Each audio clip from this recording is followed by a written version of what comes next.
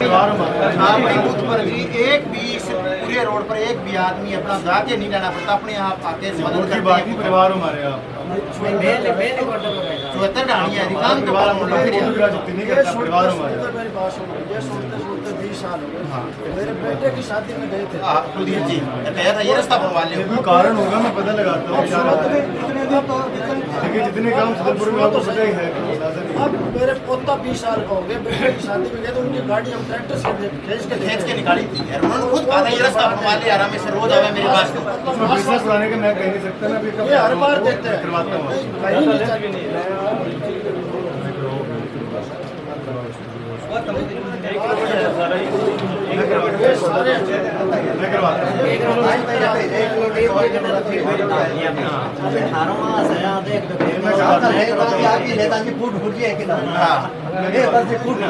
शादी में उनकी गाड़ी हमको यात्री कदम नहीं उठाना चाहते, बल्लाल जी का फोटो लिया, वहाँ जाके हम बैठे, ये हमारे लिए वो जाने भी नहीं देंगे परिवार, ये हमारे को मंजूर नहीं है। ये जो छतरपुर में काम होते हैं मेरा आपको पता ही है। चलो आपको भी समझना चाहिए ना, हर चीज़ और बजट पे निर्भर होता है। अब मुझे जितना बजट मिलता है मैं हाथों हाथ उसको अप्रूव करवा के काम करवाता हूँ। हमारे 52 गाँव है, जितने में से हो सकते उससे बढ़कर काम कर रहा हूँ। कई बार कई काम रह जाते हैं, थोड़ा समय लग जाता है, मैं करवा के दूंगा आपको। ये आपका आदमी इन्होंने सबको रोक रखा है, ये इसने हाथ जोड़ दिए इस बार, बोलो या तो अब हो जाएगा या मिल्ली सालों आज विधायक आने लग रही है, मिल्ली और और कहीं नहीं जा सकते, नोटा दबा के घर सो जाएंगे। हमारे परिवार और बात वोटों की नहीं है, परिवार हमारे यहाँ इनके रिश्तेदार है। दूड़ा राम जी गए थे, सेक्रेट जाते हैं, सेक्टर वाले कहते हैं मंगलवार को दूड़ा राम जी आएंगे जी।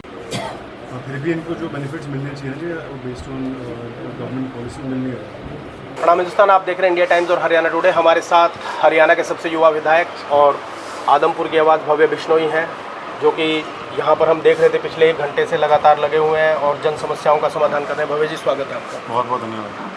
क्या लग रहा है माहौल अब आदमपुर लोकसभा में? तो आप विधानसभा जो थी लोकसभा चुनाव में आप पीछे रह गए, 6-7 हज़ार का मार्जिन रह गया जो पीछे रहे। आपने बहुत कोशिश की, आपके पिताश्री ने भी कोशिश की, तो क्या कारण मानते हैं इसका? देखिए, हमारे परिवार ने और आदमपुर के हमारे सभी कार्यकर्ता साथियों ने जी जान लगा के लोकसभा चुनाव में काम किया था।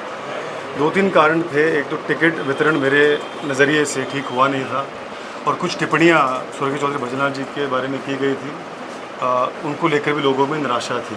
तो 2-3 मुख्य कारण थे जिनकी वजह से विधानसभा में, आदमपुर विधानसभा में कुछ वोटों से पीछे रहे, लेकिन फिर भी हमने काफ़ी कोशिश की और जो हमसे हो सकता था उससे बढ़कर हमने इलेक्शन में मेहनत करने का काम किया। तो परिणाम आशानुरूप क्यों नहीं? क्योंकि आदमपुर तो आपका गढ़ माना जाता है, हमेशा से आदमपुर गढ़ नहीं, घर है हमारा।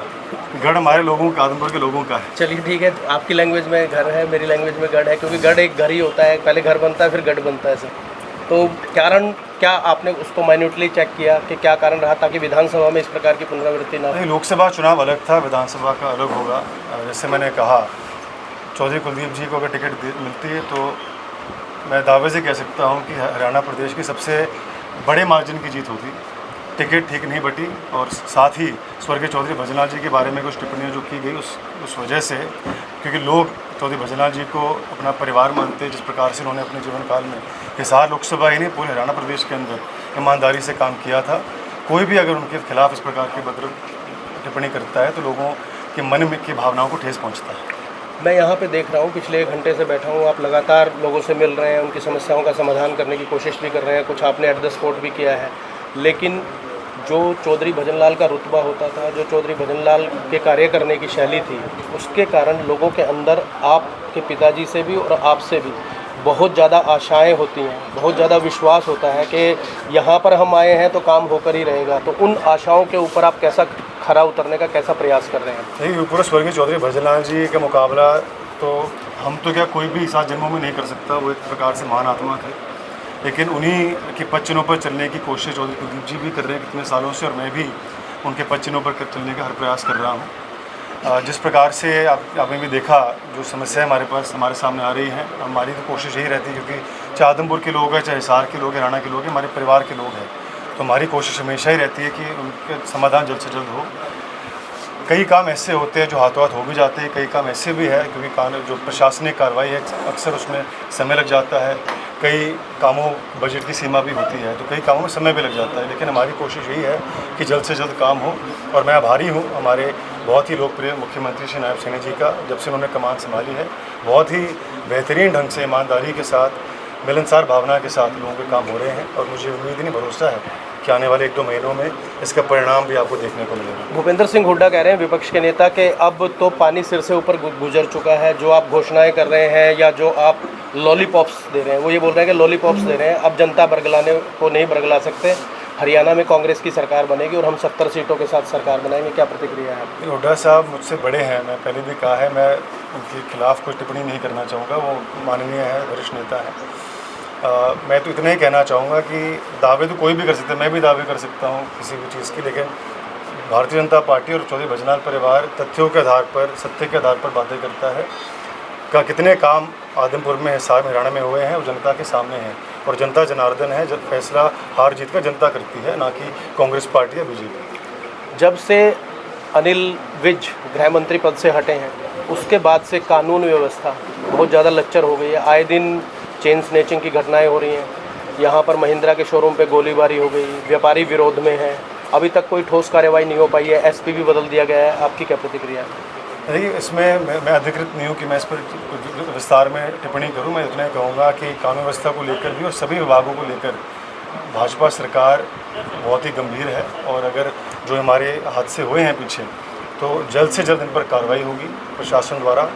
और मुझे जो नए एसपी साहब हमारे हिसार के अंदर आए हैं, मुझे उन पर पूरा भरोसा है। उनकी कार्यशैली से मैं प्रभावित रहा हूँ, मुझे अच्छी रिपोर्ट भी आई है, मैं उनका काम देखा भी है बाकी जिलों के अंदर। तो मुझे भरोसा है कि आने वाले समय में जो हादसे हुए उनका अच्छा परिणाम देखने को नहीं मिलेगा। राजनीतिक जानकार मान रहे हैं कि जयप्रकाश जेपी, जो पीछे आपके विरुद्ध चुनाव लड़े थे, हार गए थे हालांकि, लेकिन इस बार जीते हैं, मतलब लोकसभा में, अपने पुत्र को लाने की तैयारी कर रहे हैं आदमपुर से। आपकी क्या प्रतिक्रिया है? चुनाव, देखो, चुनाव है, कोई ना कोई तो सामने आएगा ही। और चाहे जयप्रकाश जी खुद दोबारा आए, चाहे उनके बेटे आए, चाहे कोई और आए, सबका स्वागत है।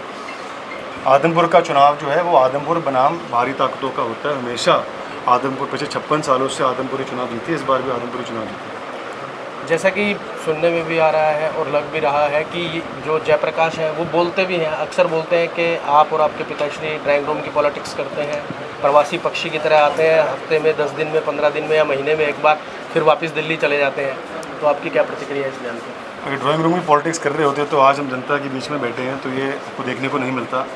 लगातार जिस प्रकार से चौधरी कुलदीप जी ने संघर्ष किया है, मैं समझता हूँ कि आज के हरियाणा की राजनीति के अंदर वो एकमात्र नेता ऐसे होंगे जिन्होंने पूरे स्टेट का दौरा 3 बार किया है। चाहे रथ यात्रा की बात हो, ट्रैक्टर यात्रा की बात हो, कुलदीप चले चौपाल के कार्यक्रम की बात हो, चाहे अपने सीने पर लाठियाँ खाने की बात हो, जितने ज़्यादा धरातल से जुड़े हुए नेता चौधरी कुलदीप जी हैं, मैं समझता हूँ कोई उनके आसपास भी नहीं आता।